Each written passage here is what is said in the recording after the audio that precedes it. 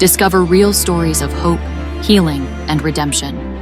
Join us on a journey to overcome the odds and bring hope to the world, one story at a time.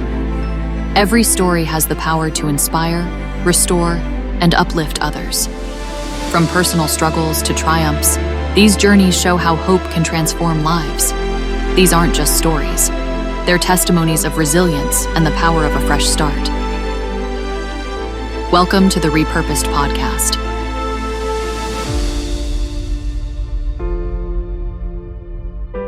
Hey everyone, welcome back to the Repurposed Podcast. I'm your host, Hannah Christine Fell, and today I'm really excited to introduce our new guest, Jeremy Simmons. Thank you for coming on. Yeah, I'm excited. Good. I didn't really give you an opportunity to say no. I just said, hey. That's exactly right. Will you be on my podcast? I was told. You were told. I think maybe here. by my husband. Absolutely. Yes. So thank you for coming. He said, hey, bro, can you be on my wife's podcast? Say yes. I said, okay, yes. And he's kind of scary looking, so you just don't really go against He's him. He's a big dude. But you're pretty big too. He's bigger. Okay. He's a big dude. Well, we're glad to have you on. Thank Your you. story is awesome, and you're actually the second male that I've had on the podcast, which is kind of important to me because we've had, I think, 3 women now, only one man, Jared Hudson. Yeah. So now I get Jeremy Simmons on here. And what I love about your story, like just reading through some of these questions that I sent you kind of to answer before is, you know, you have a lot of achievements in your life, but what you said you like to focus on is some of the struggles that you went through because that's what makes the achievements even more wonderful. Absolutely.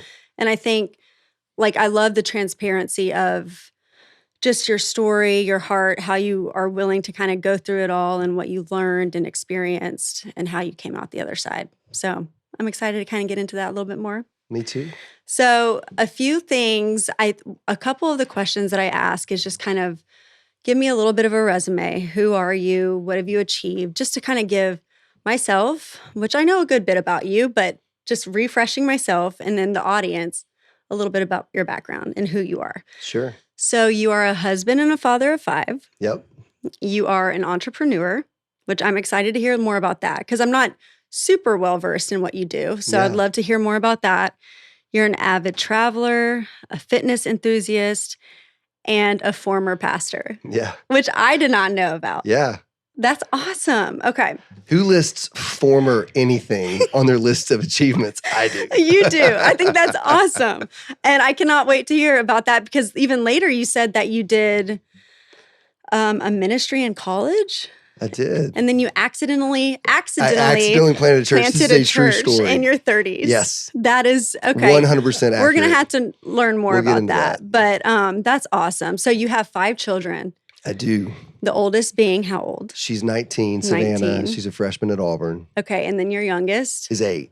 8. Rock. Rock. He's the second grader. He's Caboose. in sports. Y'all He's been insane. busy with that. He's a wild man. Oh my gosh. Typical youngest. Goodness. Well, But he's also like the delight of the house. He's everybody's favorite. Aw. He's amazing. That's awesome. I had a younger brother, and that's how it was. I mean, he was just like my parents' just favorite, I feel like. Even today, I'm kind of like, Wait a is second. he your favorite? Like, We tell all the kids Rock's the favorite. And then Yeah. all the kids are like, God, he's the favorite. They all kind of just. And then anytime like my little brother gets brought up, my mom's like, oh my gosh, he's just so cute. He's awesome. I'm like, okay, whatever, but that's so sweet. Okay, so 5 children. Your wife, Lacey's beautiful. She's She is. awesome. So it's been such a pleasure having y'all as friends. Well, thank you. So, well, let's get into it. Usually what I do starting out interviews is kind of going through the course of your life. So Okay. we'll kind of flash back to childhood. We'll talk a little bit about that, your young adult life, going into college. And then what I really want, like the meat and potatoes of the conversation to be is planting the church, because I think that you said that was kind of the start. It was the beginning of the end. The beginning what I of call the it. end as Yeah. we know it. Exactly. And I think that is the part that I really would love to get into and kind of dive into, because I think that is such a wonderful, or gives such wonderful insight on when you do hit rock bottom, which I think Yeah. you've used that term before, Absolutely. losing everything. What do you do? Like, where do you go Yeah. from there? And one of the things I loved, like just reading through some of this little info that you sent back to me, is like, you are proud of your accomplishments, but what you enjoy talking about the most is like the struggle, Yeah, the failures. the failures Yeah, the that low you went points. through.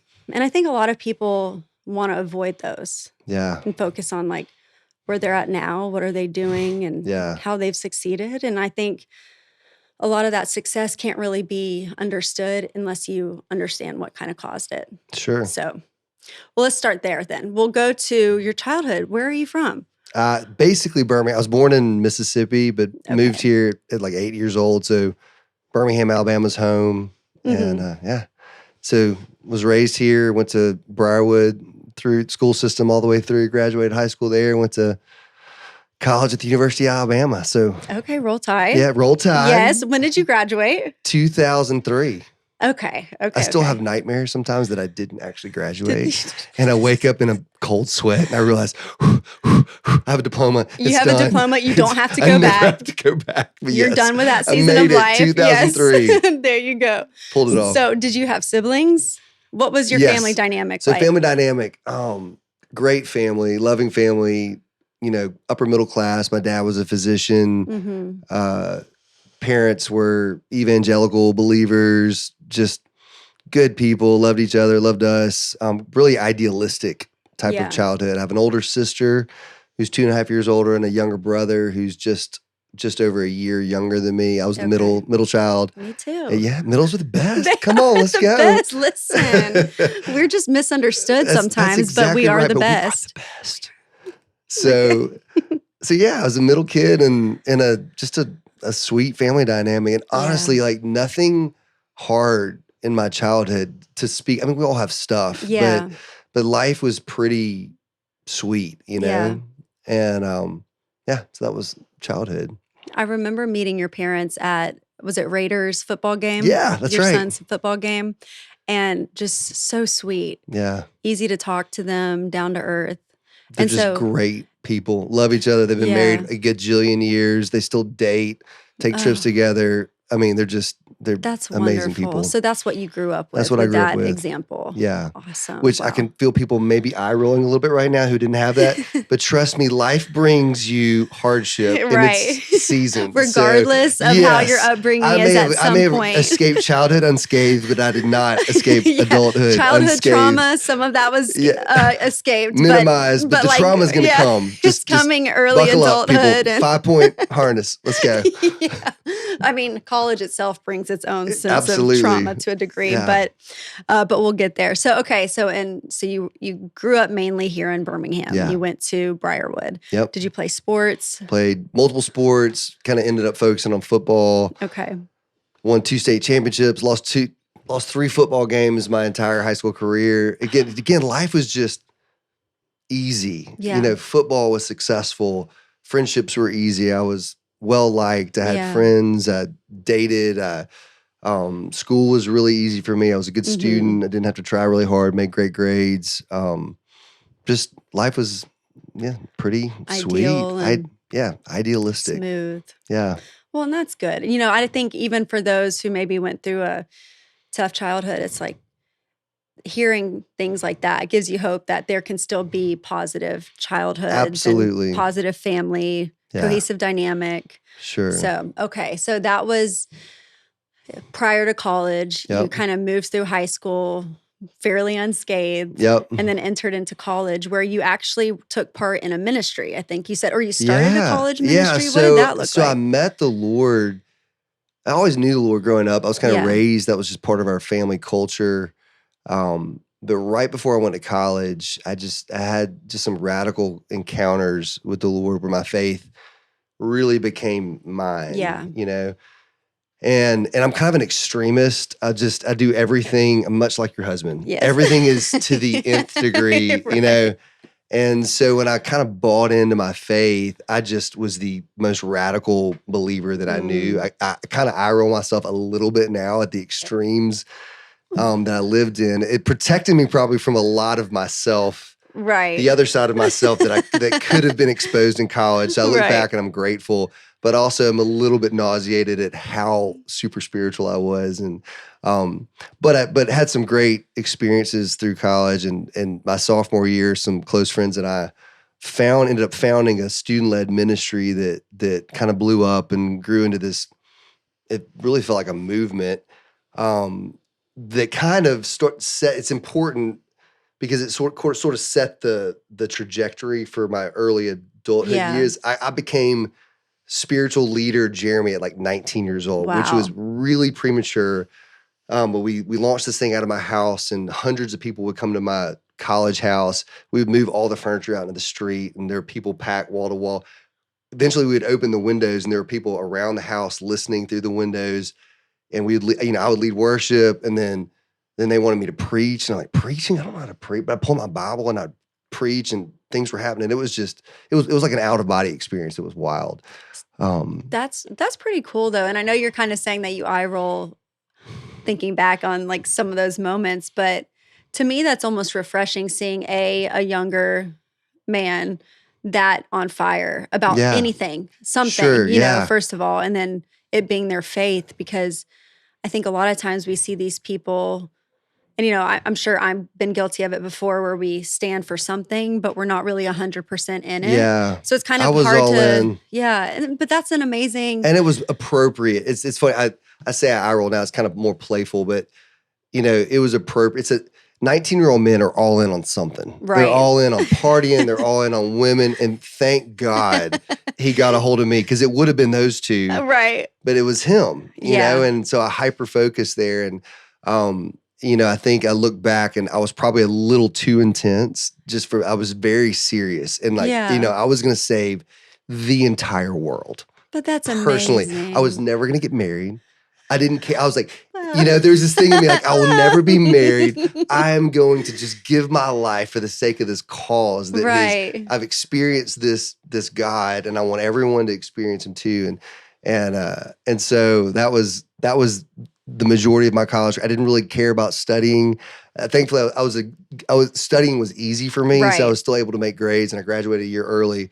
But my focal point wasn't career, Yeah. go make money, you know, what's my path? It was, no, I'm going to martyr my life for the kingdom of God. And that was just kind of my focal point through my college years. So when did you said that you had a few moments that kind of led you to kind of a reigniting of your faith. Yeah. Do you mind going into those a little bit? Do you remember them fully? Yeah, they're long stories. I'm trying to figure out how to abbreviate. But there's several. One was a conversation with a youth pastor right before I went off to college that was just kind of this divine.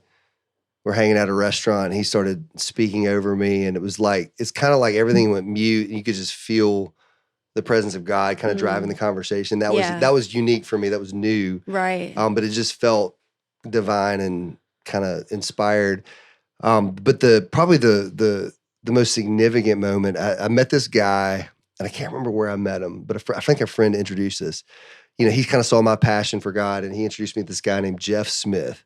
He's an African-American guy. I called him Angel Jeff after that, because this guy he's just perfect. You know, the guy just like oozed love. Yeah, had a little aura around him. Yeah, a little halo. It's like Angel Jeff. Like, have you done anything wrong in your life? Right. And Jeff and I hit it off, and one day he said, brother, he's like, you got to come to church with me. I was like, okay, I go to church. He's like, no, you got to come to the black church. Oh my. And Yes. and I'm just this kind of ignorant white kid. I'm like, is that a thing? He said, oh, it's a thing. He's Yeah. like, you're going to go. It's not just in the movies. He said, bring a lunch. And I started laughing. He said, no, seriously, bring a lunch. And so I ended up going to this little church in Alberta City, which is just outside of Tuscaloosa, right? Yes. I walk in the doors, and he said, dress up. Because I'm not used to dressing up to church. So I dress up. So I'm in like jacket, suspenders, tie. I mean, I'm all in, walk in, and here I am, a 6'4", 230-pound white guy, the only white guy. I stick out like a probably like a head above everyone else. Like, it's like that. I walked in a little bit late, and I felt like the whole service stopped, and every head turned and was like, who is the visitor? You know? And everybody was great. And I sat down with my buddy, and you know, worship starts, and there's the organ and the jazz drum. I mean, it was like I'd never seen like it. You know, and little old ladies are out in the aisles getting down with it. Yes. You know, I mean, it was awesome. I was like, this is the greatest thing I have. Yes. There's a scene out of Blues Brothers, if you remember that. You know, it's like, this is amazing. So worship goes for like 2 hours. Right. You know. Hence the lunch. Yeah. And then the preacher gets up, he's preaching, and then he's preaching in tongues, which is this weird thing I've never seen in my life. It's just super weird. You know, I was like, okay, but I'm all in. I feel like I'm just watching a movie. And he's preaching and hollering and everybody's, having a witness. I mean, it was just like a scene. Wow. And then after like an hour and a half of preaching, so now we're 3.5 hours in, there's an altar call. And at this point in time in my life, in my prayer life, I've been saying, like, God, I want to know what you've called me to. Like, I want to know my calling. At that point in time, that was the word. I just want to know my purpose. Like, what have you called me to do with my life? Right. And so we're sitting here. He gives an altar call, and the Lord said, like, nudges me and says, "Go up there." And I was like, I am not going to be the white kid that goes up at the altar call at the all-black church. Right. This is not happening, God. Everybody's already looking at me. This is not happening. And I sit there a little while longer, and he whispers in my ear, and he says, "Go forward and receive your calling."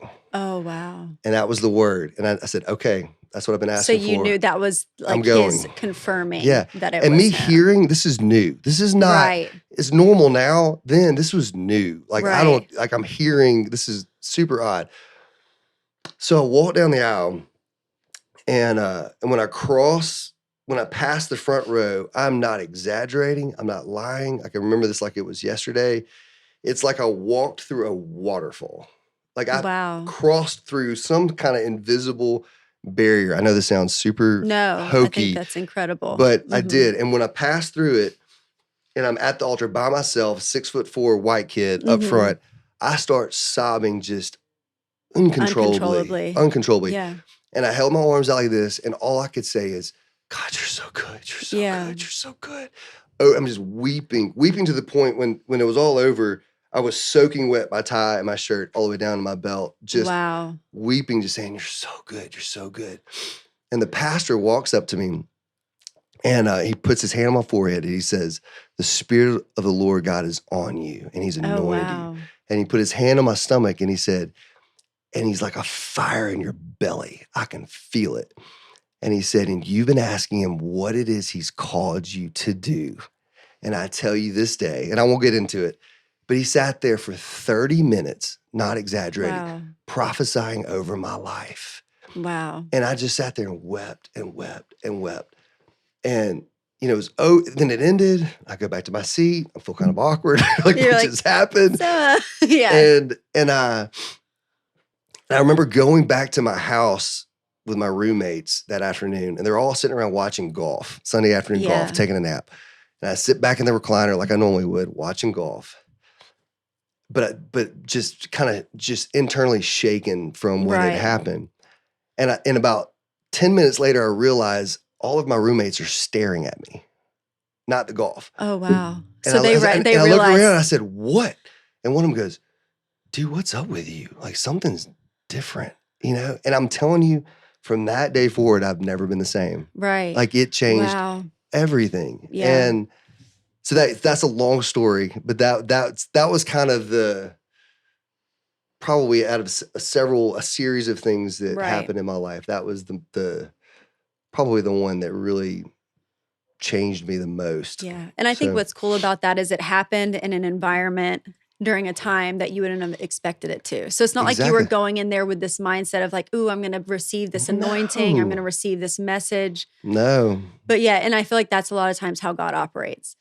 catches you In off those guard. moments where we Yeah. don't expect it. And that's how you know it is God, because if it was something that made sense all the time, then you could Right. maybe justify it or explain it away. Yeah. But I think that's important to know that, because it kind of sets us up for understanding why you were so passionate Yeah. about that.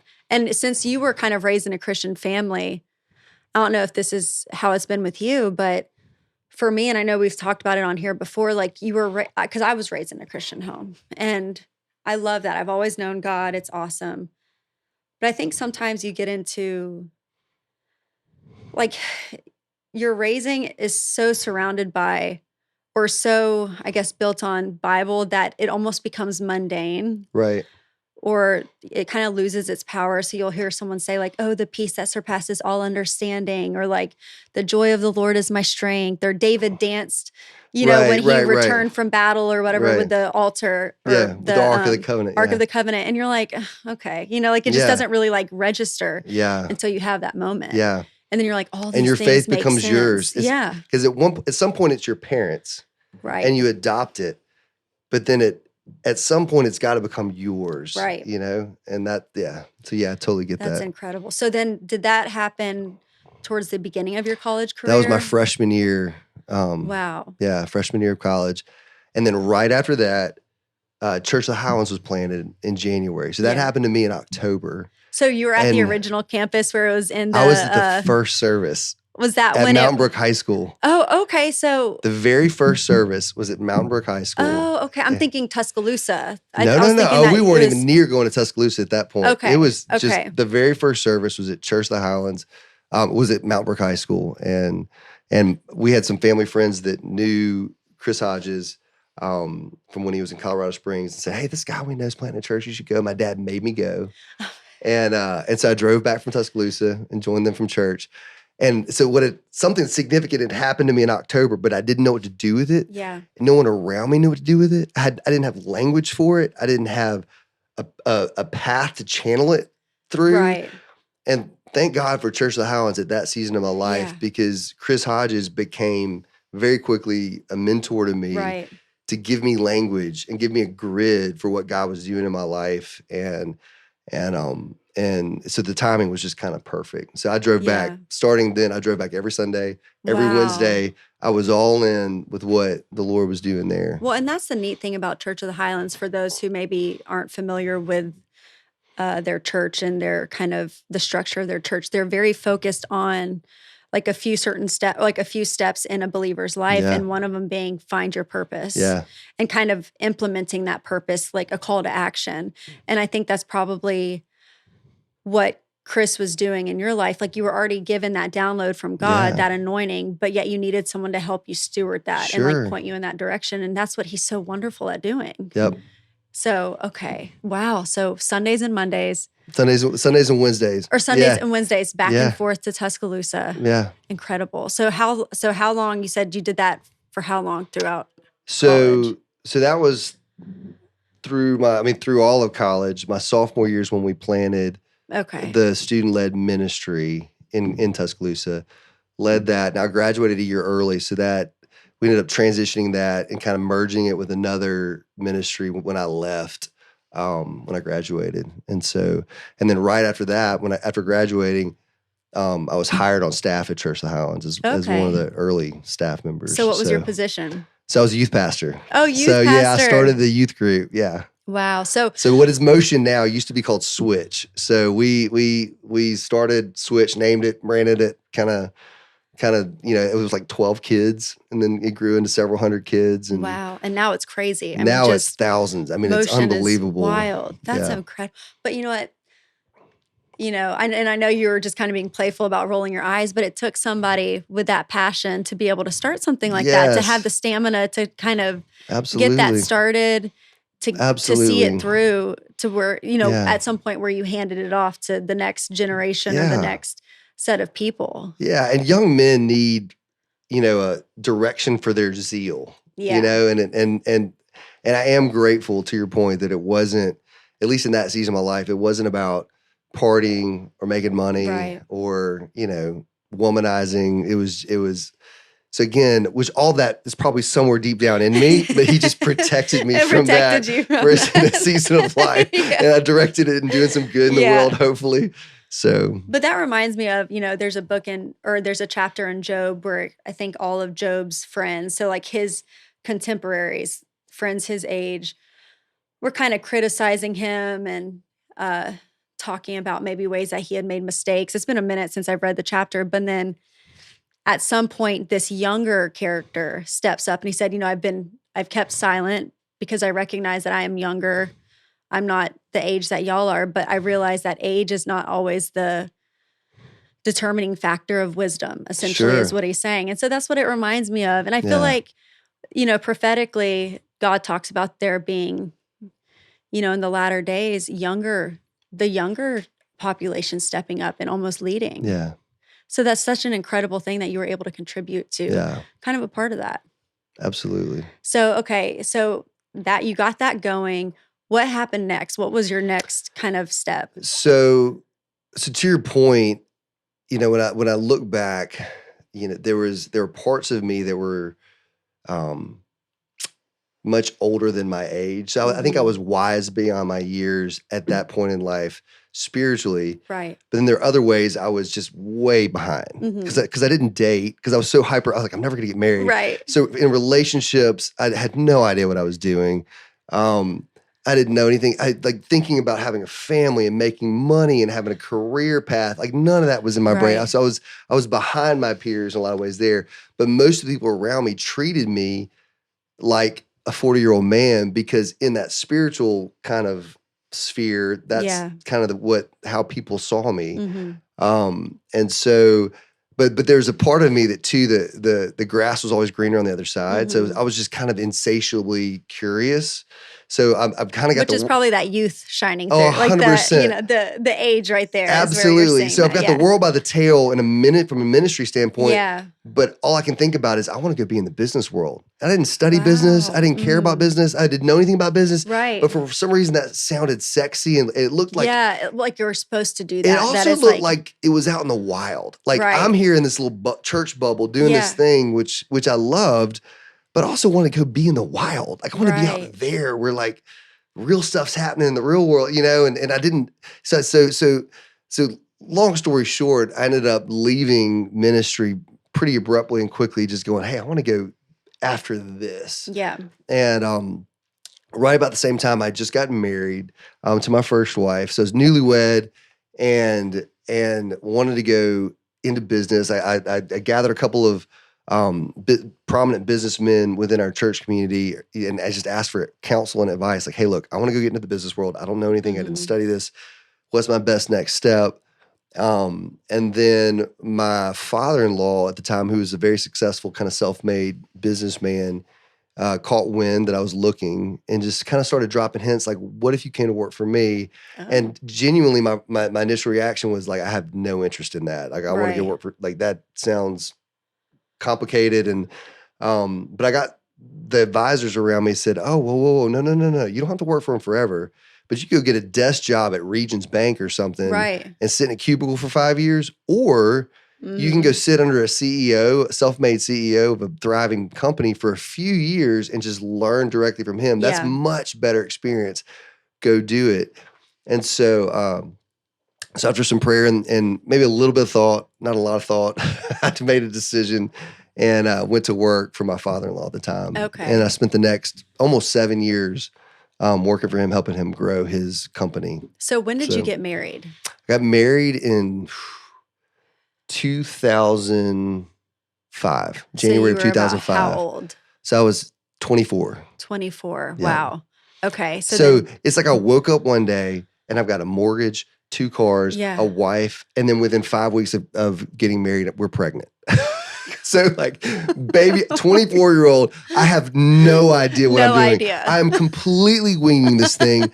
I'm the most optimistic person I know. So we're running this whole deal on my optimism and positivity. Like, well, this is gonna that's work out. Amount for something. It amounted for something. It ended up something crashing and burning. We're gonna get to that in a second. But no, I was in love. She was amazing. Yeah. And then Savannah came immediately and she just changed my whole world. And so I've got this little baby girl and this wife, and I'm completely unqualified to be a husband, a provider, a father, any of these things, but you're just trying your best to figure it out, Survival. So, yeah. So working for her dad. So, you're newly married.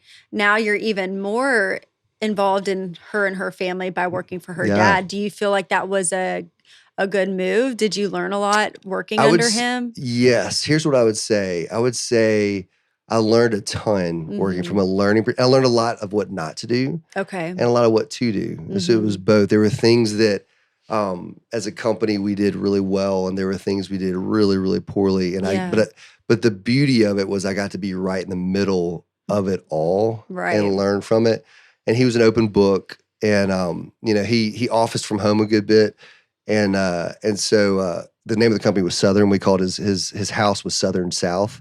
And so I would go to Southern South and just sit with him, and we'd talk through what's going on with the business. And so that exposure was really, really good.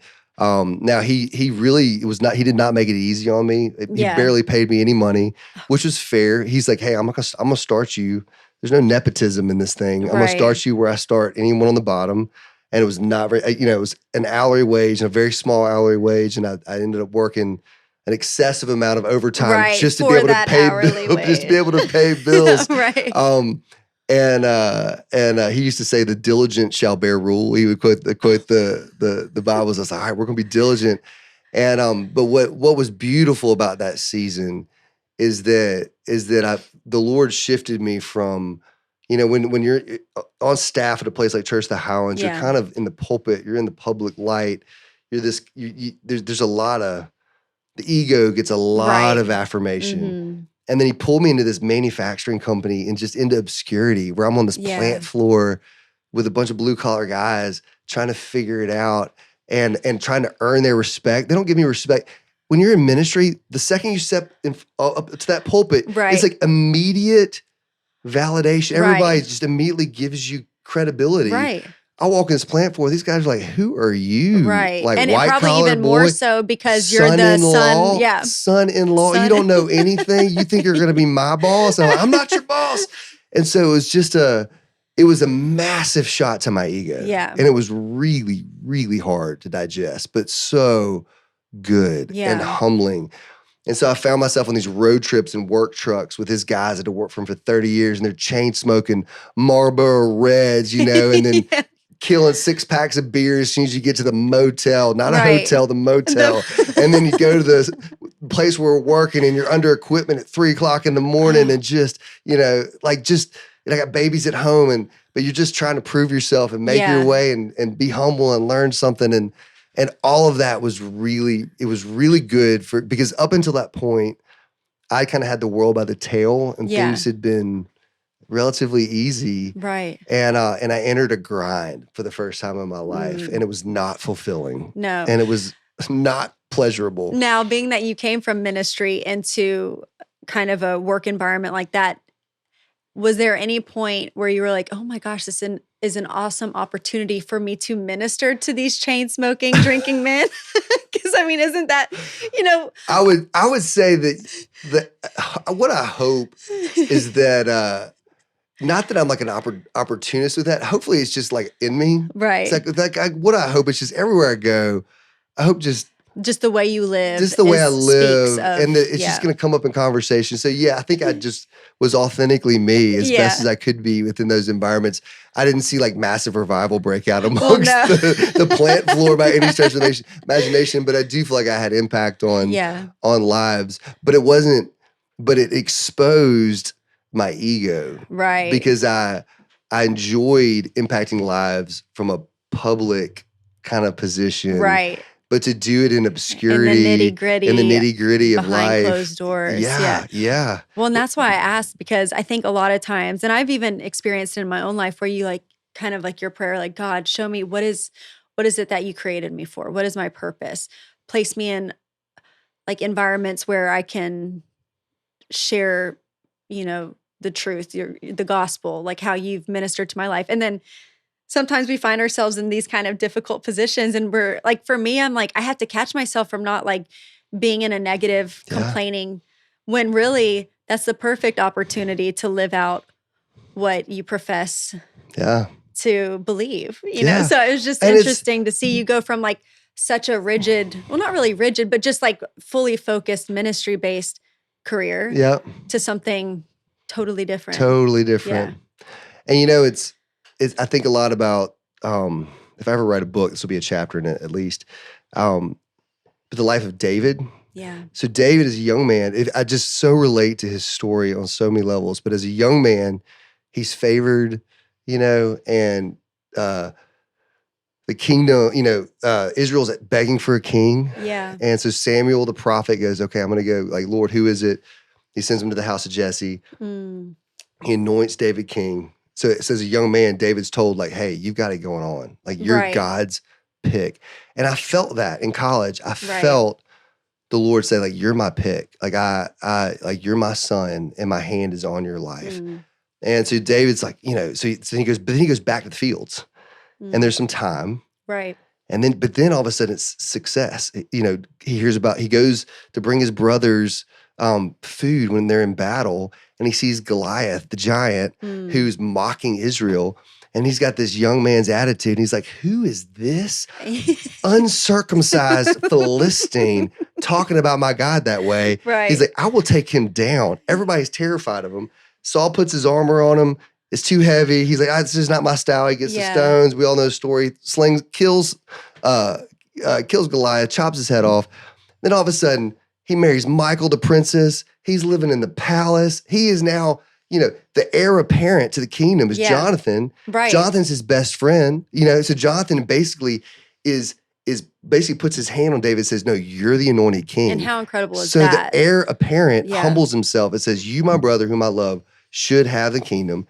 Everything is going amazing in David's life. And this is where I felt what I felt about this season of my life. Yeah. It's like I'd been favored in ministry. Now I'm like the heir apparent to this business. Right. I married the girl. Right. I've got these 2 beautiful daughters. I literally live in this picturesque house with a white picket fence in the front yard. Fence. I literally had a white picket fence. I mean, like life was so sweet.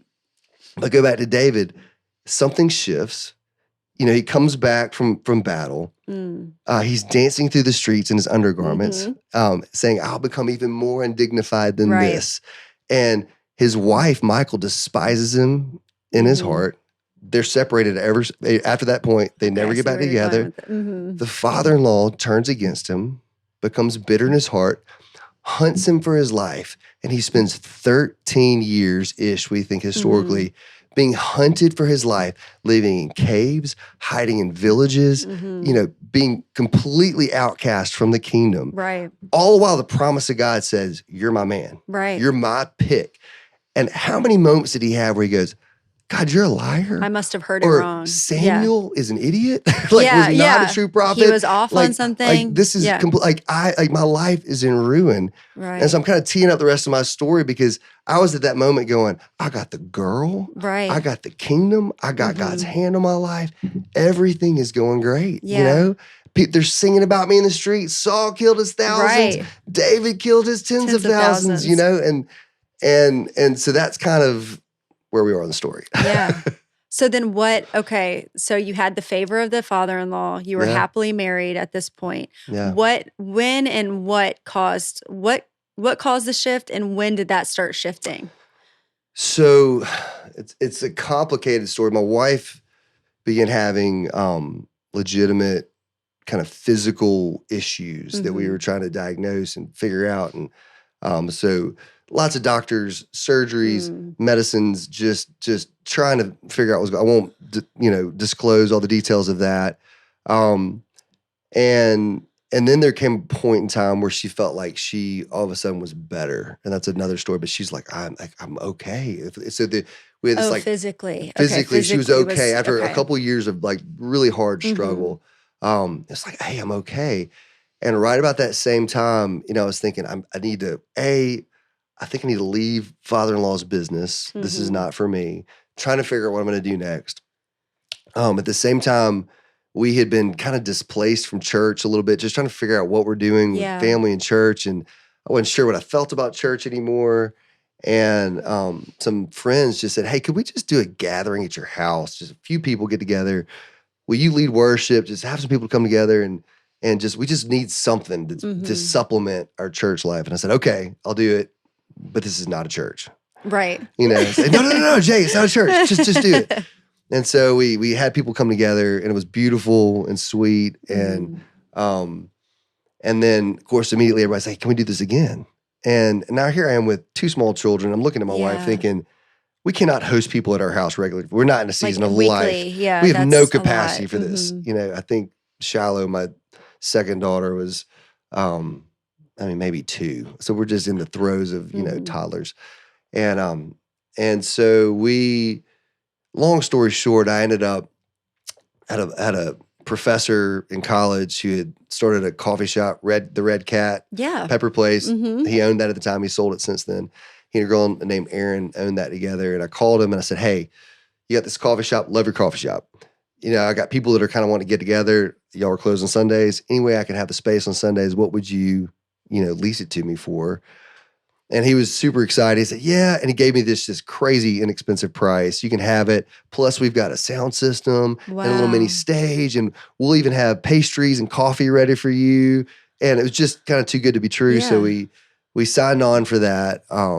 And again, gathered people together. And I just kept telling people, don't tell anybody. Right. This is just for friends. This is not a thing. Right. We're not making it a thing. It's just an exclusive, just gathering of close friends. And of course, like 3 times that many people showed up. And then you got to figure out childcare. So we're setting up childcare. Oh my and gosh. I end up with a trailer full of stuff that I'm hauling in. We're setting up space. And my wife at the time, she was amazing. She took over the childcare, ran it. And it was really, really beautiful. It was that season of life. I look back and I felt like, this is so cheesy, but it's my best thing I can come up with. But I felt like Michael Phelps must feel in a pool. Yeah. Like when that dude got in the water for the first time, something in him was like, I was made for this. This is And where those I'm long supposed to arms, be. he's like, I was made for this. And that's how I felt in that season. Yeah. Like, I was made for this. This is so easy. And there's just a grace for it. And people flocked to it. Yeah. And it was beautiful. And I kept saying, this is not a church. And people are handing me cash. And I'm going, no, this is not a church. Yeah. And they're writing, who do I write the check to? We want to come back. We want Wow. to support this. And I'm like, this isn't a church. Right. But then there are bills. So I was like, well, okay, we got to come up with a way to, I got an account, got a bank account, and Yeah. and I had to come up with something. And the next but thing I wouldn't name it. So Right. because I didn't want it to be a thing. Right. But then that was catchy. It's like, it's the no-name church. Or they Right. called it the Red Cat Church. But then now it went from being something that you really didn't want it to have a name, you didn't want it to be a thing, yeah, to now you're having to actually structurally set it up as a thing. a thing. Right. And then we outgrew the Red Cat within like 3 Wow. meetings. And so there's hundreds of people coming. There's like 50 kids in childcare because it's all young. And so it's like, so we got to figure out what to do next. And so I called Workplay. Oh my God. It's the only call made. I called Workplay and got the owners of Workplay on the phone. Or I think I got the guy managing it at the time. And he said, what's your official membership? I was like, official membership? Like, we don't have a membership. Like, they want to know how many people, were a part of the community. I was like, I don't know. Well, what can you afford? It's like, we don't have any money. I don't know. And he went to the owners and he came back and he said, hey, here's what we're going to do. And I want to get these numbers right, but I feel like he said, because I just wanted it every other Sunday. I was like, Right. we're not doing every Sunday because this is not a church, but I'll Right. supplement other people's church with every other Yeah. Sunday. And so he said, we'll give it to you every other Sunday for $500. You can have the entire facility, Wow. the entire sound system, and we'll pay our sound guy to run the lights and sound for you while you're there. That For was like their contribution. was paid. $500. Oh, wow. And so I said, okay, we're in. So then we became the church at Workplay. People would call us. Or like, but it was, we had the most beautiful team, and people were bringing food, and we'd all eat together beforehand. Yes. And it was just awesome. But somewhere in the mid, now let me also back up and say this. This is where I got to expose this is all sounding way too pretty. So me as a man at this time, I am like an adrenaline junkie. Right. So I'm working 60 hours a week for my father-in-law's company. Oh, wow. I also decided I think I should probably go back to med school. So I'm at UAB taking advanced chemistry classes and biology to try to get my prereqs up to date so that I could sit for the MCAT. So I'm doing that at night. I'm also planning a church on top of this. And I'm a very high capacity guy. And you're a dad And I'm a dad husband. and a husband, two Which is small children. 24/7. Right. Also, my finances are a complete mess Yeah. because we were living on very little. Right. And that's a whole other story. I was not a good steward of all that. So we're like super tight financially. And to me, it was like the ride of a lifetime. Wow. I have my entire family red line. Right. I'm thrilled. And at the end of the day, my wife broke. Yeah. That's what happened. Well, let me ask you this, because you said, so kind of when the shift started, y'all were kind of a little displaced from church. It sounded like maybe you were kind of going through a little bit of a season where you weren't really on fire. Maybe would that I be fair always to loved say? the Lord. I just didn't have community. Right. It's like I couldn't figure out where to land my family. you know? Right. And then, so now then you're back into this environment that kind of you started out in with Church of the Highlands. Mhm. Do you feel like you kind of started feeling that purpose coming, like that fire, that Oh, excitement? 100%. So do you feel like those little moments right there, you can kind of see where that passion is peaked? Like, because you kind of had that passion when you first started out in ministry, and then you got into like kind of the career, probably 8 to 5 job. Right. And then now you're back into this. Like, do you feel like it brought you a little bit of Oh, 100%. But I think that passion, still unbridled? definitely unbridled. Yeah. Great word for that. I think it also anesthetized dysfunction and pain in my life that I Okay. didn't want to see. Yeah. You know what I mean? So it was my drug. Yeah. It was a drug that kept me from red flags in my marriage, that kept me from acknowledging red flags in my finances, red flags in my own heart and in my own personal life. Like it just it hid all of that really, really well. And so and I think the Lord loved me enough to not let me hide from those things. Yeah.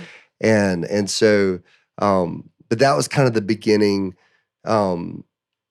of the end, I say, because there was a kind of a dramatic series of events. A lot of it surrounded my ex-wife, and I just very quickly realized I need to focus on home. Yeah. Like this is falling apart really, really fast. Right.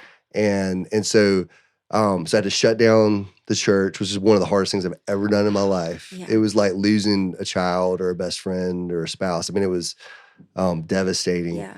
And it was, unfortunately, it was at a point where it was probably not sustainable without me at the helm at that time. And so just kind of, I met with the leaders and we just tried to figure out what was going on. And we just all kind of collectively decided, hey, we're just going to set this to the side for a while. Yeah. And let me focus on home. Now, and were see you what I could do. pastoring the church? I was pastoring. So you were it was not a church, Hannah. The thing, the no name thing. Were you pastoring, or were you? I was the lead guy. At the no name place? I was leading worship. I was Okay. preaching. So really, it was. I was at the kind helm. Of all Yeah, I was the senior guy. built on your presence there. Yeah. Okay. Yeah. And it was just too early and fresh to try to pivot it. No one. Yeah. There wasn't anybody present that could really step up into that role.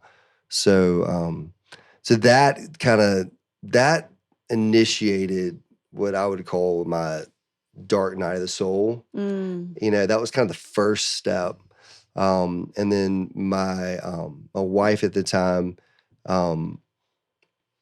started really struggling with her mental health, and that had already been going on, and I'd been covering it or ignoring it or enabling and or just not understanding what was fully going on.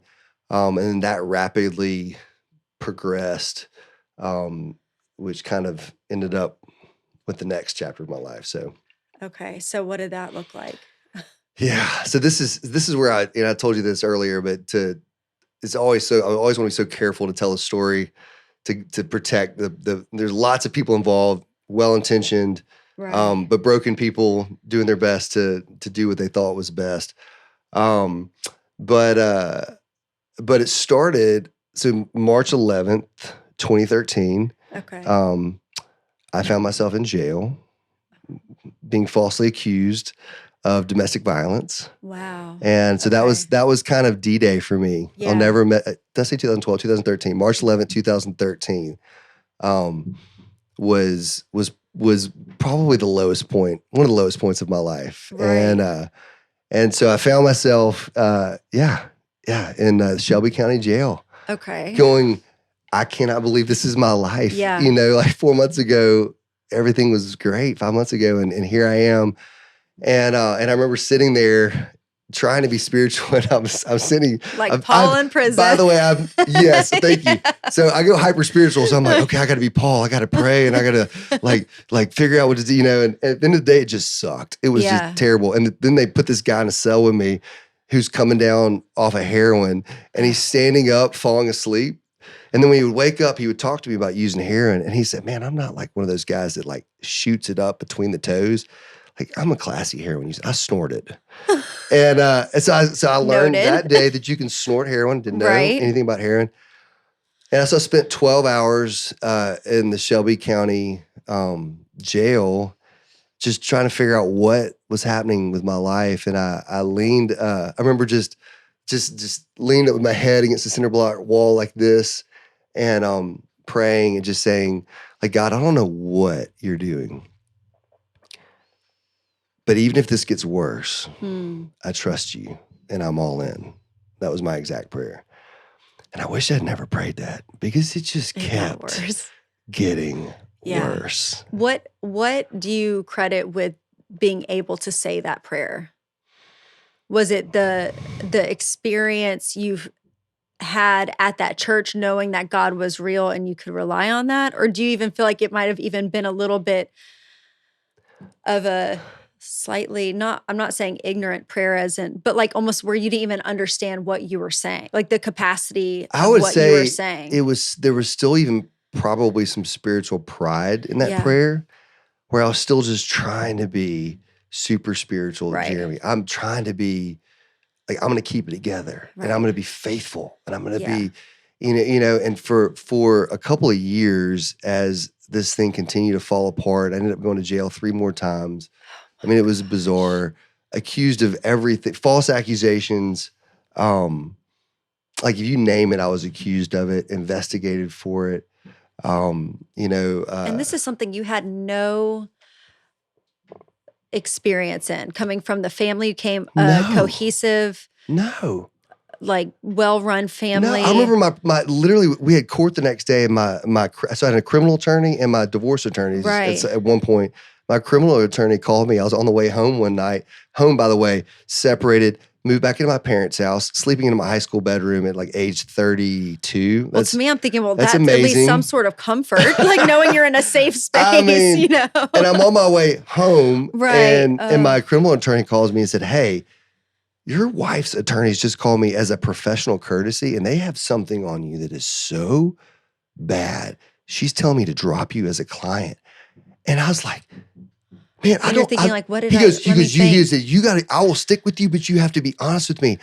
I said, man, I've never done anything. I was literally a virgin when I got married. Like I'm not bragging on that. I'm just saying like, I was innocent. Right. You know? The way you operate your life is not this underhanded, like it's just pretty like surface level. Like what you see is what you get. So that piece of the story, they ended up being this expert they brought all this evidence. And then the way the court system works is then I have a chance to hire my own expert. So we hire this guy so I call a buddy of mine who literally works he was a Hoover detective at the time. He's the FBI agent now.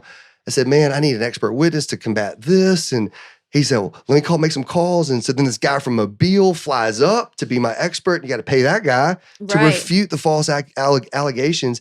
Takes 3 months, not seeing my children at the time. Wow. So I'm separated from my kids, fighting this thing. It all ends up getting exposed. This guy's a complete fraud. That guy is actually in prison now. Wow. I mean, it is, and that's one small piece of the story. But it was over the course of 2 years, it was false witness after false witness, people that have been paid that just for money would say anything that needs to be said. But in my mind, it's like, where are you finding these people? How is this even, well, and also how is a person capable of doing that when you married, at some point you married this person and this was not the behavior that you experienced. So it's almost coming to terms with the changing of the person you've loved and grown with. Yeah. So that's a heartbreak in itself, in addition to the false accusations. 100%. And then being stripped of community, being in and out of jail. You never know when you're going to be going back. What else? And then your reputation. I'd always had a great reputation. And then there's people literally, I remember being in a coffee shop and these 2 kids that I knew run in and give me a big hug. Yeah. And the dad comes in and grabs them and pulls them away from me and takes them to the other side of the shop. Like, it was bizarre. Like I'd never experienced that before. But all of it, this is where, like when Joseph told his brothers when they came back to Egypt and he said, hey, what you intended for evil, Yeah. like God used for good. And I could tell there. I'm telling you one little piece. There's a dozen other stories that are way darker than all that. But the beauty of it is the Lord used it to crucify in me, my ego, my spiritual pride, my worship of other people's opinions of me, the idolatry of my reputation, that none of that mattered, and so after it took about 2.5 years of just this ongoing destruction. I think I told you earlier, my attorney, I hired this attorney. I didn't even know who she was, but apparently she's like the head attorney in Birmingham at the time.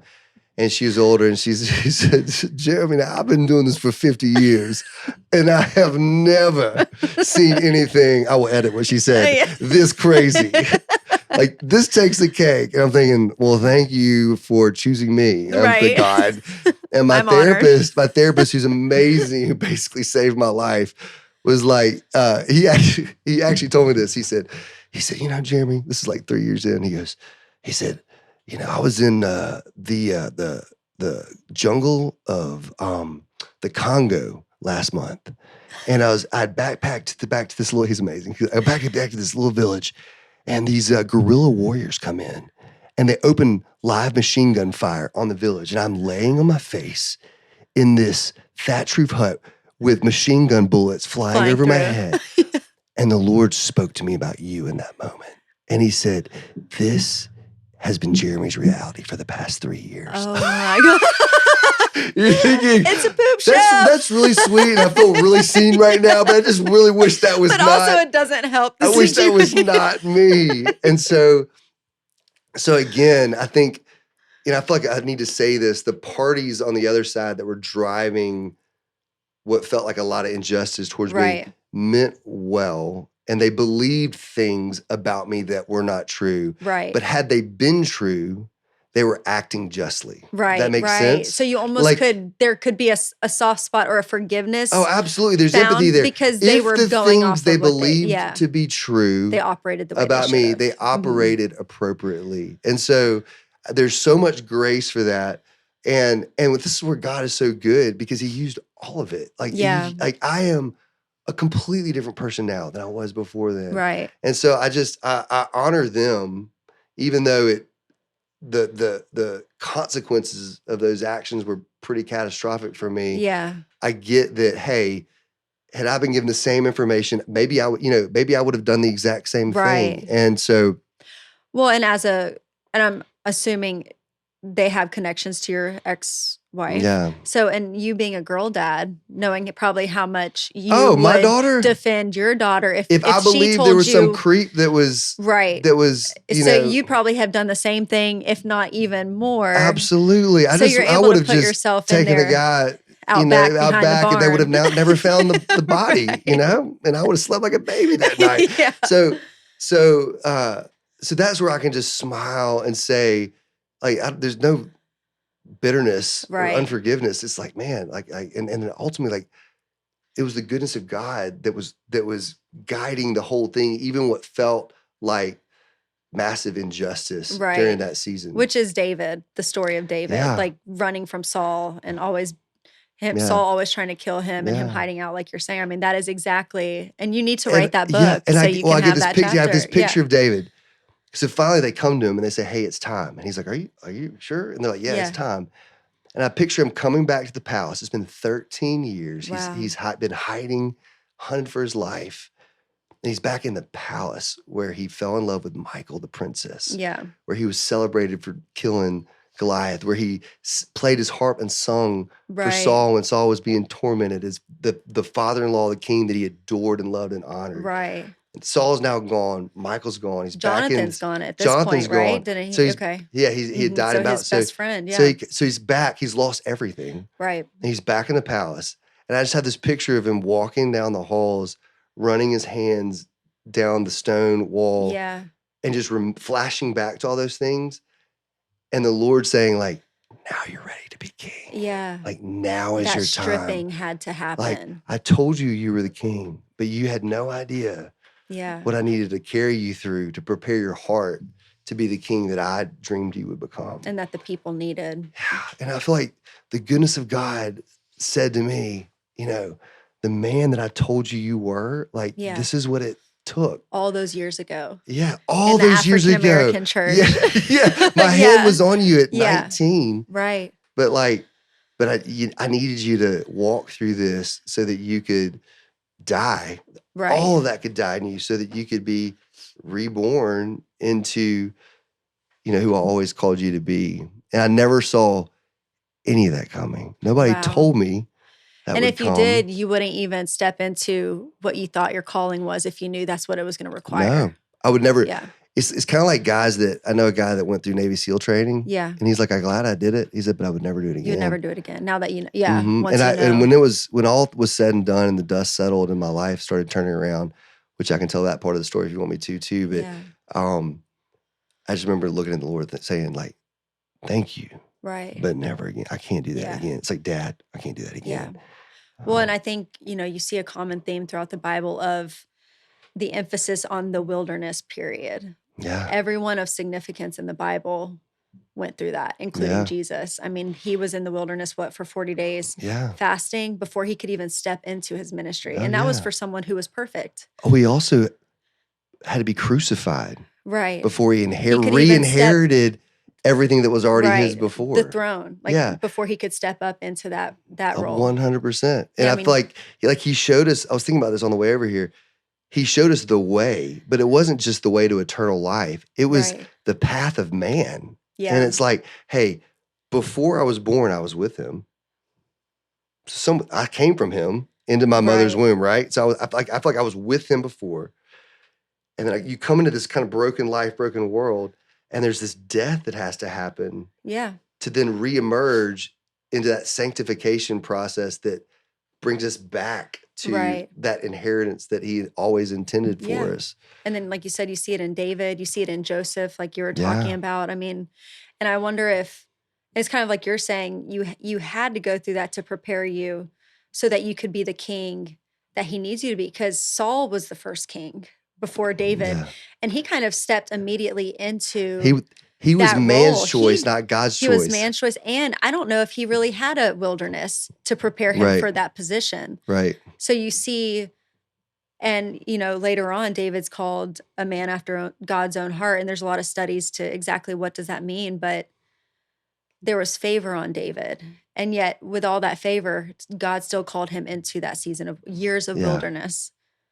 And let me tell you this, if God had left me alone, I think life would have promoted me. Yeah, And because you then have that favor. I have that Yeah. favor, and I would have completely botched it and hurt a lot of people in the process. And I couldn't see that then, but I see it now. Yeah. Like the old me, if given the opportunities I have now, would have completely botched it. And Wow. I'm just grateful that I wasn't given at 32 what I have now at 43. Yeah. So where did that? So you kind of being in and out of jail for false accusations, going through like a legal system, having to hire attorney, therapist, all this stuff.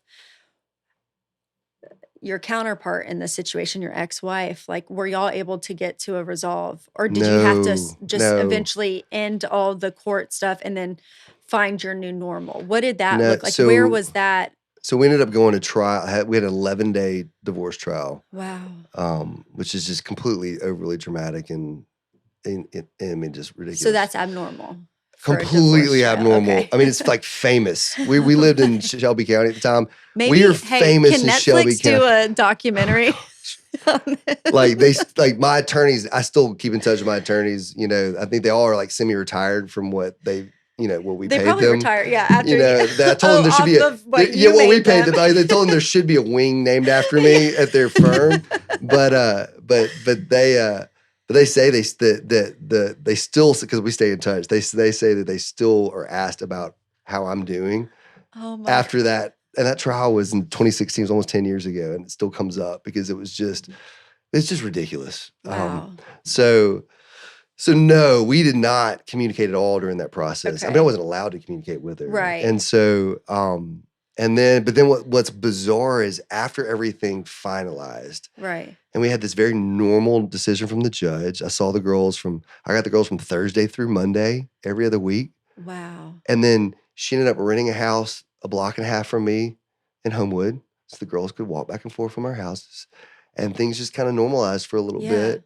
And then what's wild, and I do want to tell this part of the story, because at some point I just resolved that my life would probably never be okay. Yeah. And that was just kind of okay. That was my lot in life. And not in a depressed, melodramatic kind of way, but just kind of, I don't see the things ever getting better. Right. But I'm just going to have to trust that God's good and faithful.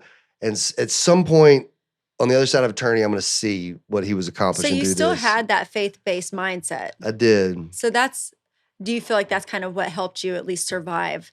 100%. Okay. 100%. Because someone else maybe without that backing would have fared. But there was a moment where I ran out of, because I was the most spiritual person I knew, and I don't say that arrogantly. I say that more like, this is a little eye roll. Like I had more stamina than any. Like I would out pray you, I would out faith you, believe you. Like that was my identity, was so wrapped up in my faith. And there came a point where I was in my childhood bedroom, my parents' house, and I felt like I should pray. Right. Because that's my job. Like I've got to show up and be strong for Jesus, because Jesus needs me to be strong in the situation. Right. That's kind of how I felt. So I get on my knees and I'm just trying to impress God. Yeah. You know, I'm showing up to pray for my kids and pray for my wife and pray for you to heal this whole thing and pull it all back together, God. And I just couldn't get anything out. It's like I was done. And I just kind of collapsed over on my side in the fetal position. And I'm telling you, I felt the Spirit of God spoon me and wrap his arms around me. I physically felt it. And he whispered in my ears, like, I just love you so much, son. Yeah. And then I tried to pray, and he interrupted me. I just love you so much, son. And just over and over, I love you. I love you. And I just sat there and wept. And that was the day I stopped praying. Right. I stopped declaring and believing, and I just let him carry me. I just let him, cheesy Jesus take the wheel. I just let him take the wheel of this thing. Right. And he did. And it took a long time for that to manifest. But what's crazy is, fast forward, girls were living down the street from me. Things were still going on, health issues with my ex-wife that became apparent to her family. It's kind of like the scales fell off, and they realized some things that were really going on. And in 2018, I found myself back in court with the full support of her family. Oh, wow. Who had funded everything prior to that, telling the same judge he needs custody of the kids. Wow. And it's like the Lord literally gave you my children. And before that, I spent 3 years, hundreds of thousands of dollars fighting for that. Right. But when he said it was time, he just handed me my kids. Right. And I've had the girls since 2018. So I've raised them for the last 7 years. And it was like one thing after the other. Like, obviously I lost a 7-year career working for my father-in-law in the middle of all of that. But the Lord gave me this amazing job, not what I'm doing now, but gave me this amazing job. And then I met Lacey. Yeah. And then he gives me custody of my kids. And it was like he just turned the flywheel on my life of his goodness again, of what the tangible, he was good all along, but it was like he started adding back the things that the year of the locust, that had taken away. Exactly. Yeah. The things that had been lost. And so it was like I lost love, and he added love back exponentially. Right. Like and it's not a comparing of spouses. No. But I cannot explain to you how grateful I am for my marriage with Lacey and who she is to me. I literally every day I'm just like, I cannot believe you exist. I cannot believe you're my bride. Right. Like I'm never. And that's a big deal to you, because at that point you were saying after you came out of court, you were kind of, I guess, sunk into the concept of like, probably won't get better than this. I probably won't I said I be would with someone, never get married remarry. again ever. Yeah. Like I will never hurt like that again. You know, I'll Right. never expose my Right. heart to that kind of Right. pain ever again. But the Lord's faithful and softened me. And it's funny, I made a list at one point. It was like, 1% faith and 99% just, I'm just going to do this. Somebody told me to do it. I made this list of the 13 things. I called it the girl. Oh. And if you read the list now, I didn't know Lacey existed. It's Lacey. Number 3 on it, she's an artist. And my wife is a professional artist, as you know. So it's just, but when you go through the list, is when I asked her dad for her hand, I told him that story, and I printed it off, and I read him, this was my list. And and the Lord just, it's like that little mustard seed of faith the Bible talks about. I put it out there before him. Here's who I think, and it's like he just delivered her. Right. And and it's just in every aspect, he is exponentially added back. The dollars lost in career and court and experts, he's multiplied back several times over. Right. The time with my children, the ability to be a father, love with my bride. Just to be a father, I've got 3 boys now that came with the deal. He's multiplied that. The children. It's like, bring on the chaos. And you didn't even have boys, and now you got 3 now of I've got them. boys. So yeah, I just feel like there's a lot that's happened in between all that, and I know we're probably running out of time, but I just feel like every day is a gift at this point, and my wife's a gift, my kids are a gift. My career's a gift. The resources we have now are a gift. And I just, it's like I pinch myself going, I cannot believe this is my reality. Well, and Scott and I were watching something recently where it talks about the concept of surrender. Like you really can't you cannot gain ground or make changes until you're at a complete and utter surrender in your life. And I think of the moment you were talking about being in your childhood bedroom, which is, I just think the way God does things, there's such meaning in anything and everything he does. Like you're back into a position of a child. Yeah. In your own parents, your earthly parents' home. You're trying to seek him, trying to be this strong child of God, yet he silences you and says, let me be the father. Yeah. And then in that, he brings you all the things that you didn't think you were going to be capable of having, but even better than you thought. And what's so sweet about God is, you make your little list. And I know you're saying, oh, it's cheesy, whatever, but those are little desires that you had in your heart. And some of them that people might think aren't even that significant, like being an artist. It's like, why? Like, okay, that's cute, but like, is that a need? But yet God loves you so much that he's like, this is something that means something to him. That little detail is so important. And I want to honor that in this next person that he has for you. And when she walks up out of that art studio with paint all over her clothes and face and arms and hands, I'm like, you're the hottest thing I've ever seen in my life. She is pretty hot. She is a hottie. But I love just the messy hair art. She's an artist. She's a free spirit, you know? And anyway, but every little detail, A, he's faithful to even show me what was in my heart. Right. And then B, to supply it to the detail is pretty mind-boggling. And that's what I loved about your story and even Lacey's, because I would love to get Lacey on here because she went through her own season of heartbreak. And, that's not my story to tell. That would be hers. But what's so neat is like God had a match for both of y'all. Yeah. So perfectly. And it's like y'all had to go through that season. Yeah. To be that beautiful union that y'all are now. Yeah.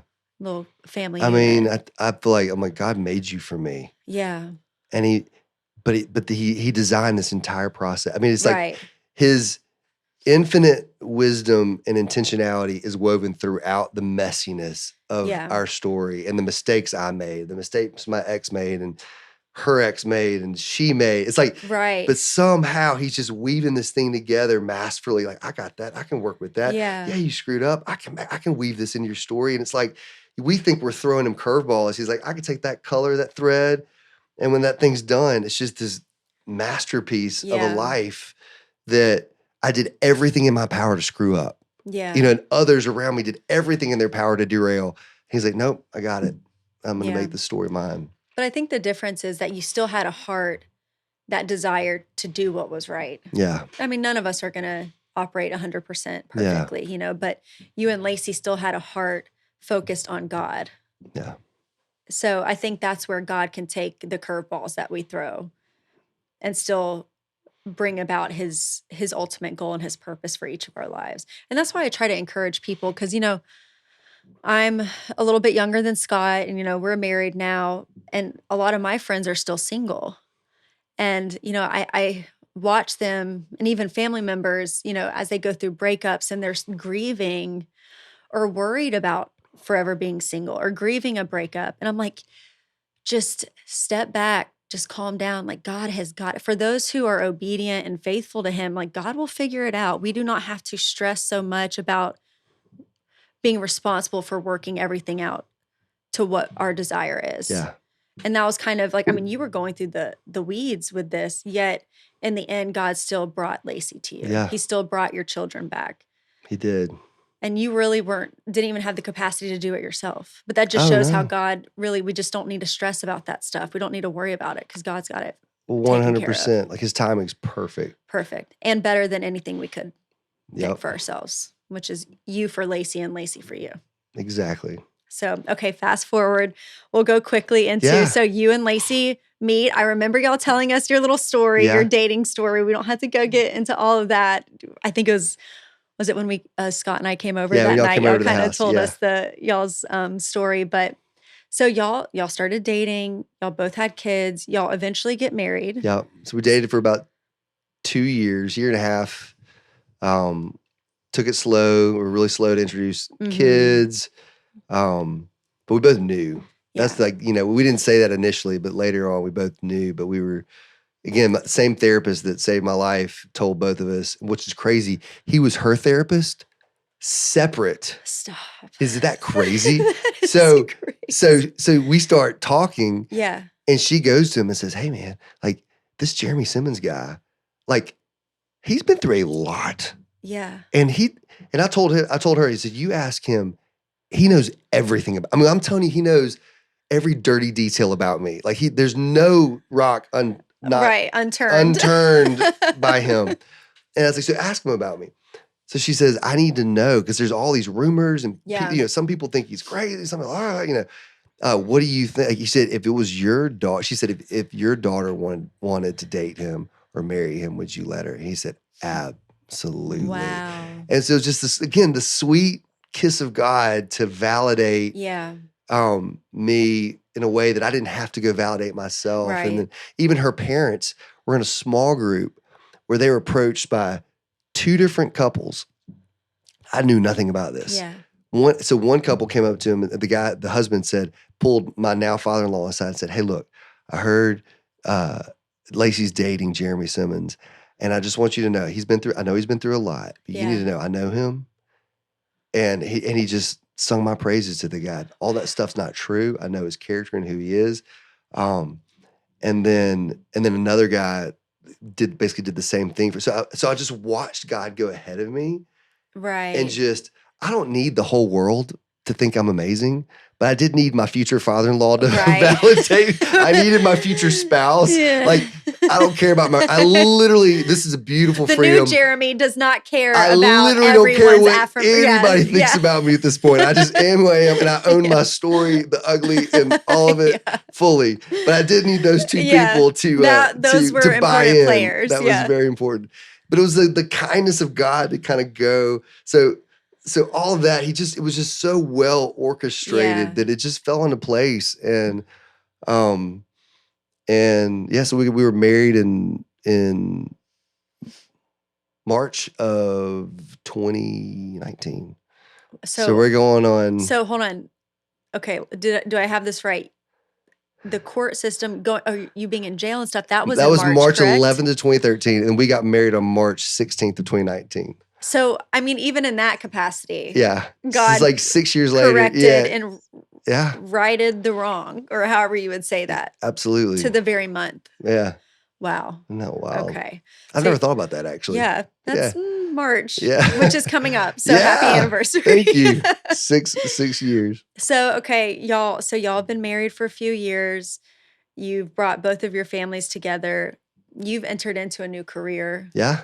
which is, tell us a little bit about that quickly. And then I want to finish off with the new project that you're kind of working on, Yeah. which is pretty exciting. So new career. So before then, I was the COO of a little niche international construction business. So that Okay. was kind of what God brought into my life. It was literally the first like tangible thing that he did that where I was like, oh, you still are going to do good things in my life, things that I think are good.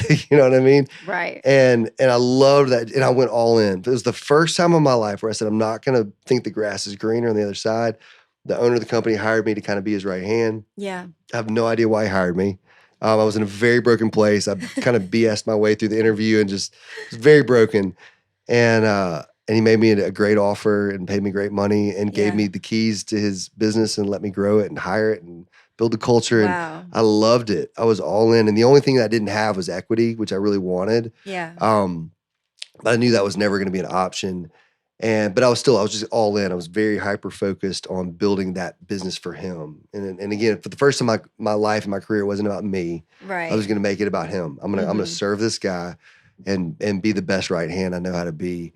And in the middle of that, it's about 3.5 years ago, a close friend of mine came to me, and he and his brother had built the business that I'm in now. Okay. And said, hey, we're thinking about bringing on a couple of partners.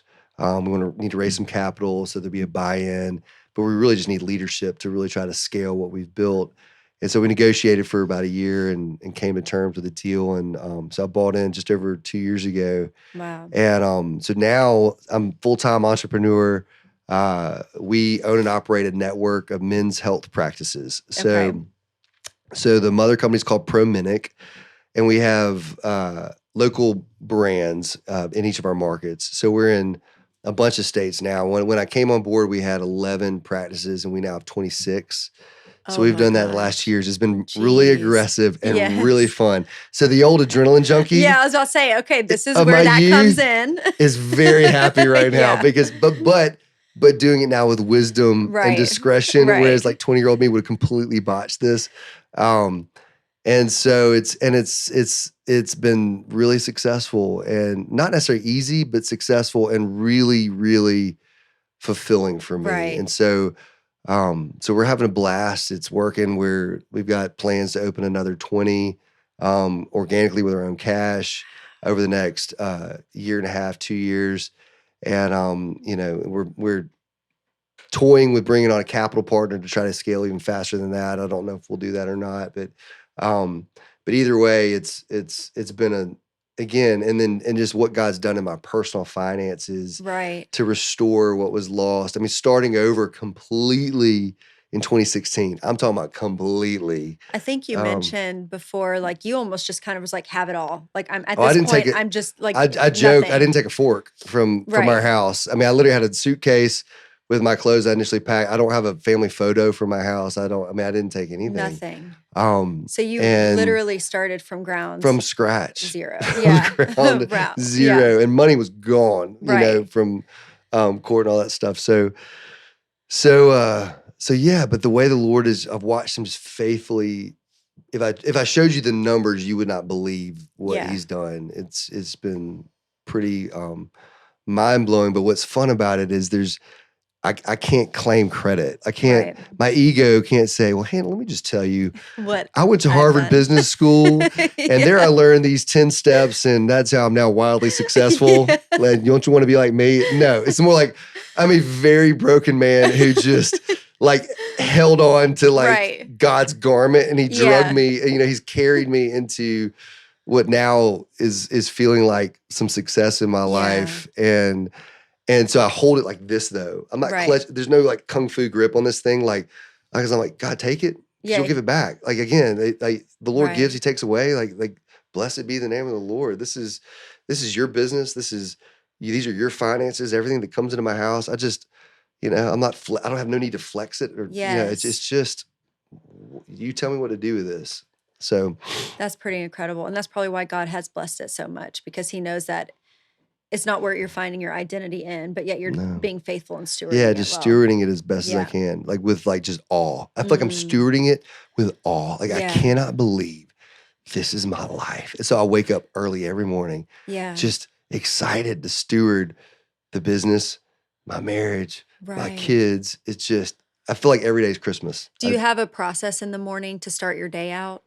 I try to. I would not say I'm super consistent with it. Yeah. That's part of that's my personality type. So I'll go through these extremes where I'm up at 4 every morning with a morning routine for like 8 months, and then I just completely fall off the wagon. Well, and I know some people's like, I can't do it in the morning, but I always end my day off a certain way so Yeah. that when I wake up, it's starting, but Yeah. So, but you just wake up I thankful. prefer early Mhm. mornings. I prefer to Yeah. get up. I've got this study I just finished out in our house, and I love to go to my study and read. Like meditation has become a really big part of my prayer life. Okay. It didn't exist before. I used to Mhm. be a real impressive prayer, Right. and I'm not impressed with my prayer life anymore. I'm more like I just listen Yes. and let the Lord speak, and that's been really profound in this season of life for me. And I read. So I might read the Bible. I might read a Yeah. leadership book, wherever I feel led that day. And but that quiet headspace is really So how really do you get important. to that quiet headspace? Just side note, because sometimes I feel like I have a hard time getting into that meditative mindset. Yeah. So I read a book on Zen Buddhism. Okay. Right, and it's called Zen Mind, Beginner's Mind. It's fantastic. It's very Buddhist-y. So it's like Yeah. it's like Buddhist proverbs throughout the whole. But in that book, it really is wild. It helped me in my evangelical prayer life. Okay. Because they're basically like, he's like, relax. Right. Let the mind do what it's going to do. Because we tend to try to perform. We're Western Christians, so we perform. Performance-based, And then yeah. we judge ourselves on the quality of our prayer time that morning, which is bizarre. But that is Like, so accurate. Isn't that accurate? You're like speaking to me right Right? now. You feeling that? Yeah. But like, think about this. When my 8-year-old comes and talks to me, I don't walk away and judge him on how he The quality approached of his the quality of our conversation. conversation. I'm just delighted. That was a D. Try again. Right. I'm just delighted that my 8-year-old tried to converse with me as an Right. adult. Like, I'm delighted that he even wants to look me in the eye and say something to me. Yeah. And I feel like that's how God is. He's like, come on. Yeah. And if your mind is wandering to 1,000 places, he's like, just be with me. Right. So sometimes the way I look at prayer now is I think with God. Yeah. And I'm just present with him with the wildness of my thoughts. But the truth is, if I sit long enough, he eventually settles the thoughts. Yeah. But give him freedom. Like, let him just Yeah. go, run. And it's wild. I learned that from Buddhism, even though I'm not a Buddhist. It's like, just let the thoughts do what they need to do and settle. But if you try to control them, they control you. So Yeah. just let it go. And then I'll find, like, it's like the thoughts will do this. And I feel like the Holy Spirit goes, boom, that one. Whoosh, brings it to Right. the center. Let's focus and on then that. we focus Yeah. it on that. And it might be 30 seconds and it might be 10 minutes, but That is so cool. Well, and as you're saying that, I'm just kind of like, because right now, your career, what you're doing with the clinic, that's men's health, fitness, or kind of like lifestyle. So it's lifestyle health. So Yeah. I feel like everything you're kind of involved in right now, and even how you go into your prayer life, it's like health, mental health, meditation, quality of life. Yeah. And I think that's so neat because you're really just living out fully.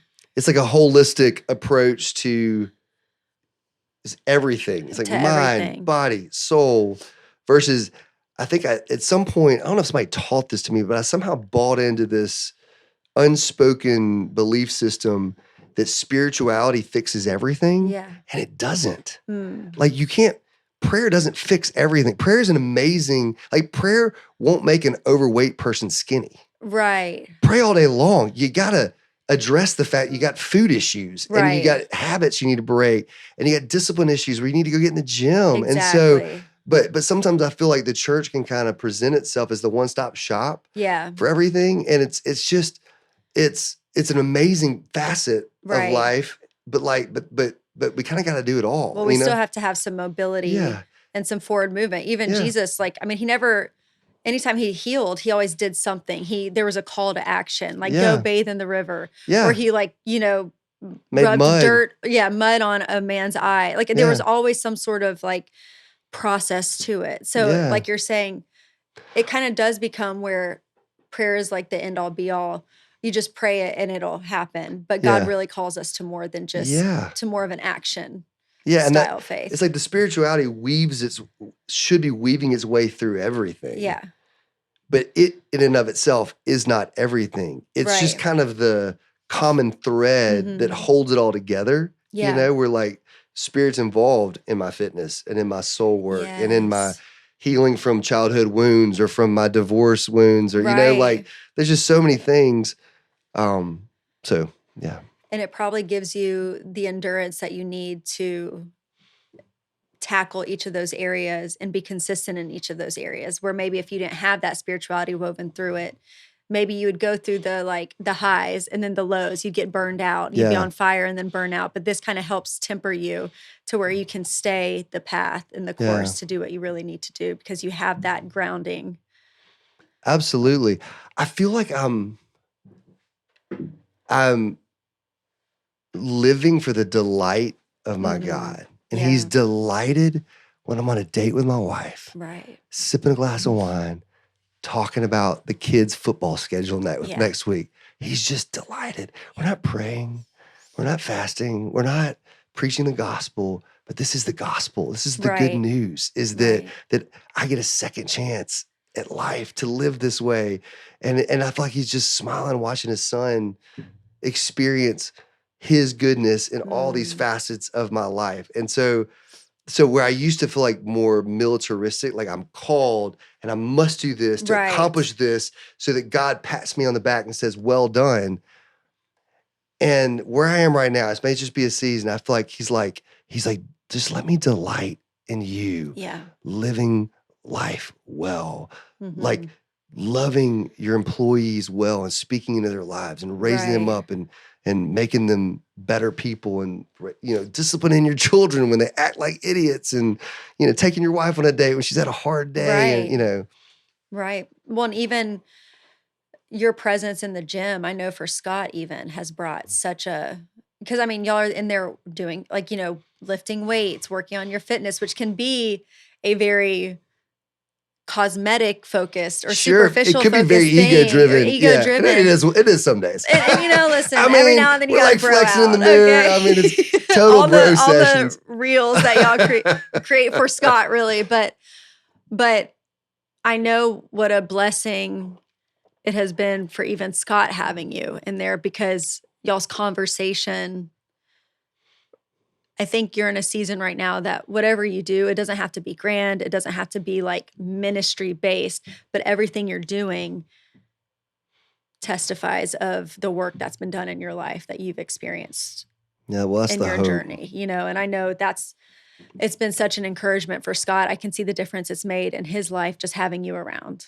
Well, So I'm you're honored to hear that, but you're probably it goes creating both ways. well, from and him he to has a me as similar well. story too. Just Yeah, and his I think story is maybe that's amazing. where y'all have even found some camaraderie there. But that's just so incredible. And I think that's how we are to live our lives, where it's not really about even having certain assignments that we're doing or crossing off our checklist.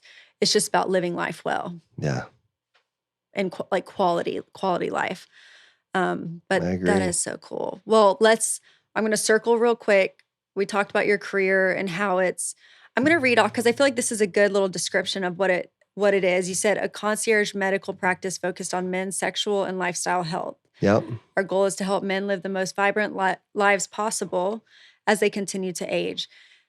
So then kind of branched off of this, you are now going to kind of a ministry outreach Yeah. project now. Tell us a little bit about that and how you came up with Reborn. Yeah.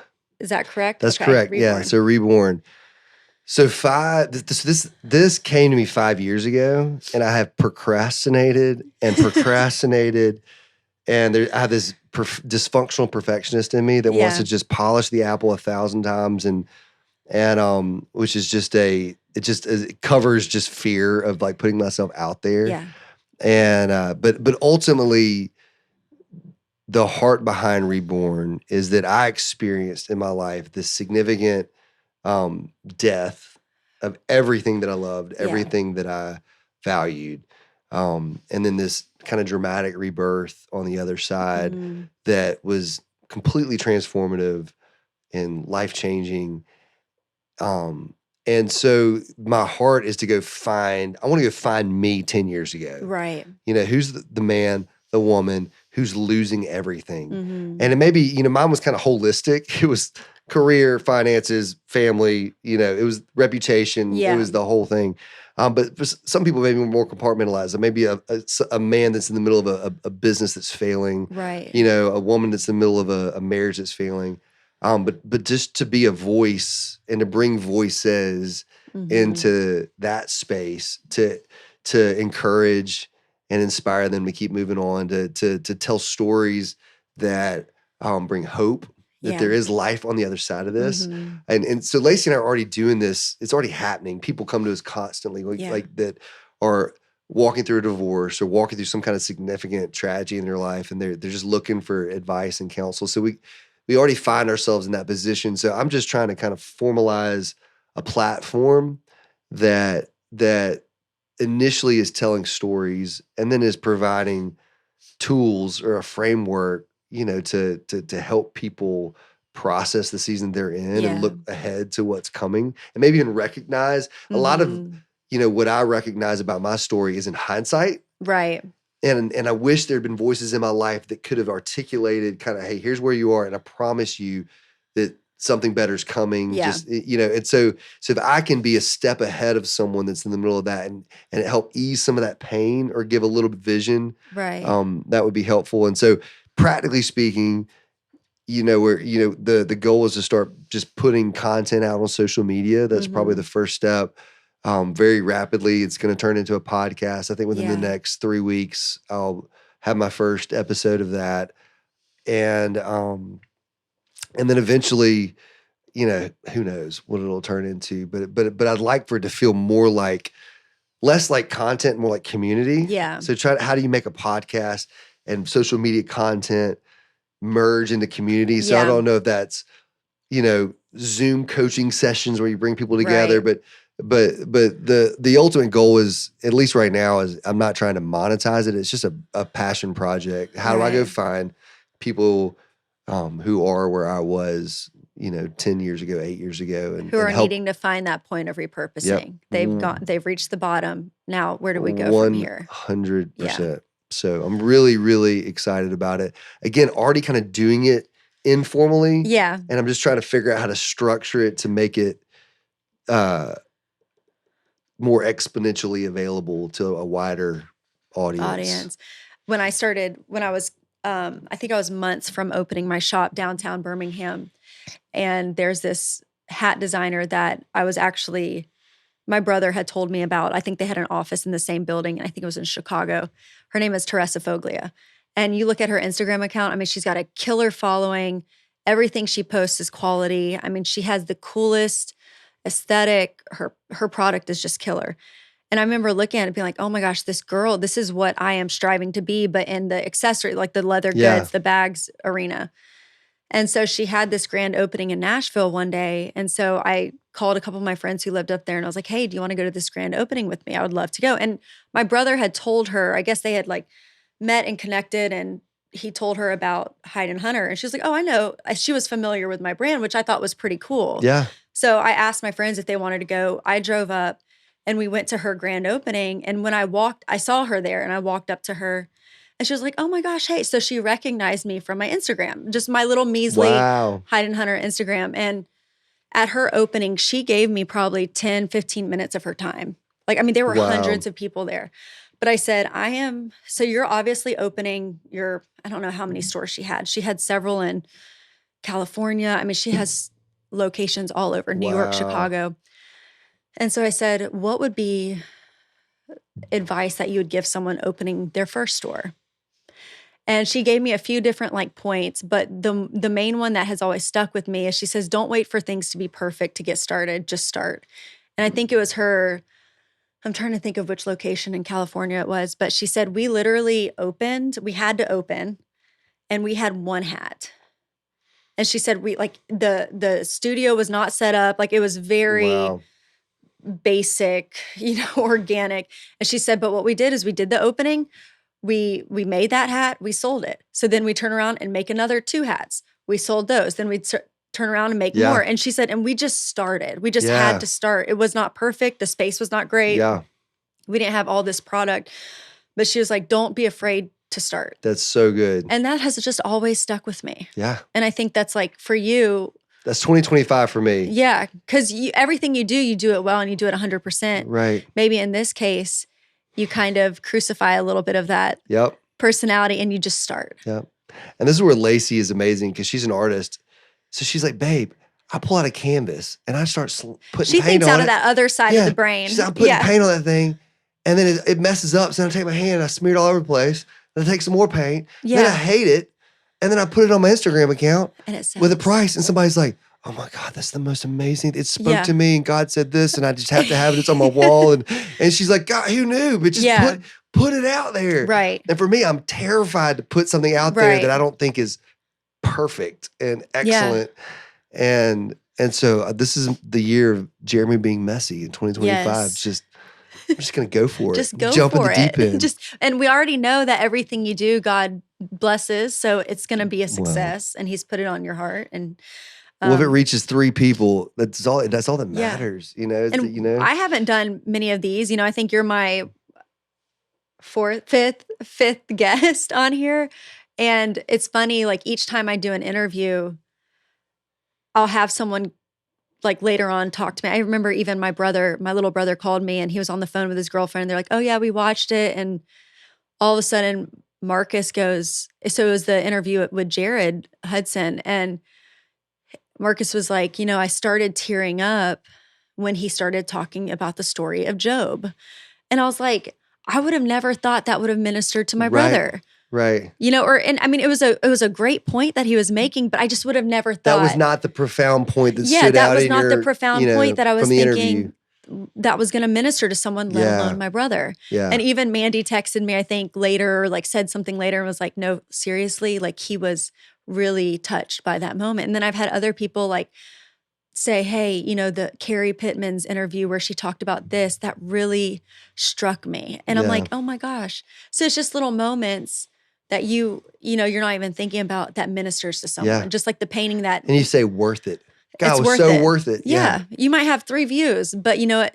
Those are the 3 people that needed to see him. But that's the ego says, oh my God, I need to feel validated by having hundreds of views or thousands of views, or X number of followers. But it's like, no, just if it's 1, it's the 1, it's the 3, it's the.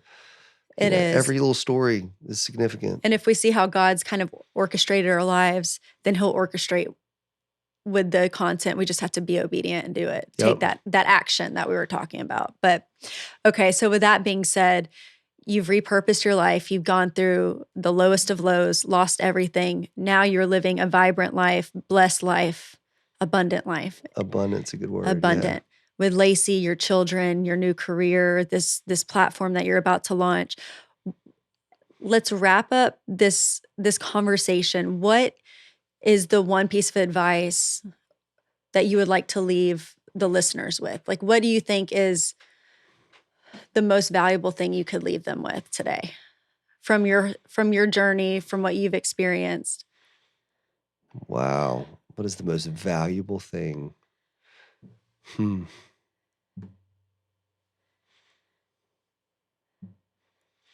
am I talking to? Someone in a low place or a good place or just everyone? Anything. Like what's the one thing, if you look back on your life and you see the theme of just your life, what is the one thing that or not one thing, it can be anything that you've learned that you feel like could minister the most to someone? The biggest lesson that you learned that could help someone? And again, I almost want to apologize for being spiritual on this, which is ridiculous. I don't know why I am, but I think God is kinder than you could ever imagine. Yeah. He's more gracious than your own shame or guilt will ever let you believe. Mm-hmm. And so you just run to him. Like you just run to him, you hold on, you don't let go. Whatever that looks like. It doesn't have to be, again, like my 8-year-old, it doesn't have to be perfect. Yeah. You don't have to approach clean or spiritual or polished. Mm-hmm. It's just run to the goodness of God. And if you just can believe, if just like this is the picture. This is what I believe, Mhm. is that all that was Jesus's inheritance is mine. Mm. The Bible tells me that. Yeah. So Jesus inherited everything. And that's what the word says. Like he's the Son of God. So everything that is in heaven, on earth, and the universe, whatever, it's all his, right? Right. And then he says, because you're my son, it's yours too. Like I'm an heir. Wow. So there's this vat. I picture like this huge vat that is everything that is Jesus's. So so what comes with that is the full favor of the Father. Yeah. It is the full weight of the bliss and the joy of heaven. It is total dominion over the earth and the universe. All of that is in this vat that comes down, and there's this tiny little pipe that's connected to me. Mm. And there's this little bitty valve on that pipe. And this thing is trying to get to me. Yeah. Jesus is like, literally, I gave my life.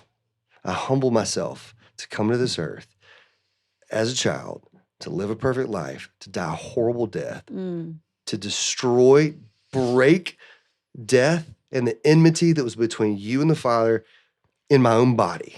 Yeah. I did that so that all this could get to you. So this thing is like back pressure trying to get to me. And there's this little valve that's belief.